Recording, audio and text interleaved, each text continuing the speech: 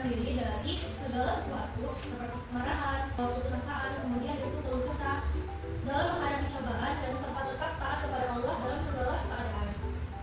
Di mana sikap positif dan sabar ini yaitu memiliki makna seperti berprasangka baik pada Allah, kemudian menerima takdir dengan ikhlas atau lapang dada, kemudian tetap berusaha dan tidak berputus asa, serta bisa mengendalikan emosi dan juga bersyukur atas nikmat yang diberikan oleh Allah Subhanahu wa Ta'ala.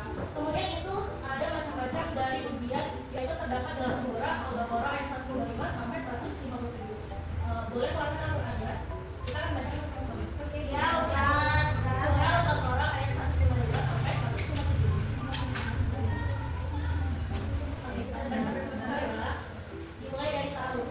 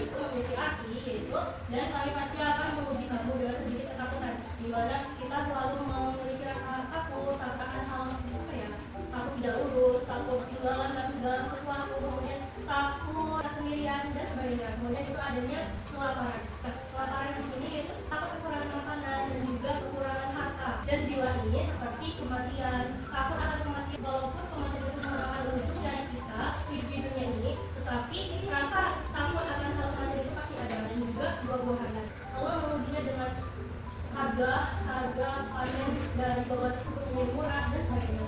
Di antara kekurangan-kekurangan ini ada juga ujian dari kelebihan. Nah, kelebihan seperti kelebihan harta, kemudian kelebihan makanan dan segala sesuatu yang berlebihan. Kemudian itu di ayat 156 yang artinya orang-orang yang apabila ditimpa musibah mereka berkata inna lillahi wa inna ilaihi raji'un. Dengannya sesungguhnya kami itu milik Allah dan akan kembali kepada Allah Subhanahu wa Ta'ala. Kita akan berserah diri kepada Allah dengan menyiapkan bekal yang sebaik-baiknya. Kemudian itu di ayat 157 mereka itulah yang memperoleh ampunan dan rahmat dari Tuhan, dan mereka itulah orang-orang yang dapat petunjuk. Di mana kita dengan sabar dalam menghadapi ujian dan cobaan itu, maka Allah itu memberikan rahmat untuk kita seperti ampunan dan juga nikmat rahmat Allah Subhanahu wa Ta'ala, dan mereka itu orang-orang yang diberi petunjuk oleh Allah Subhanahu wa Ta'ala. Nah, kalimat innalillahi wa inna ilaihi raji'un itu disebut juga dengan kalimat, ada yang tahu? Kalimat itu orang kena musibah. Ya, disebut dengan kalimat musibah. Atau kalimat mengalami musibah itu harus mengucapkan innalillahi wa inna ilaihi raji'un.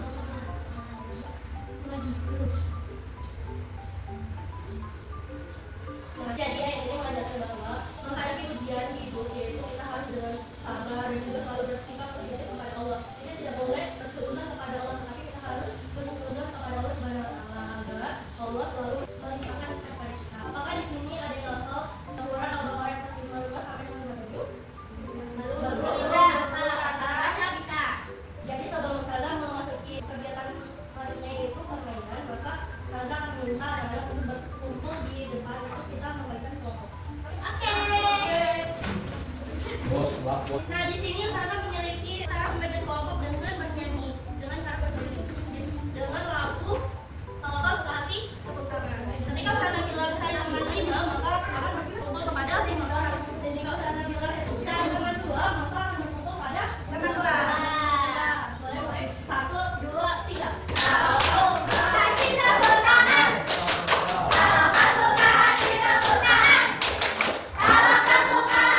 mari kita lakukan. Kalau kau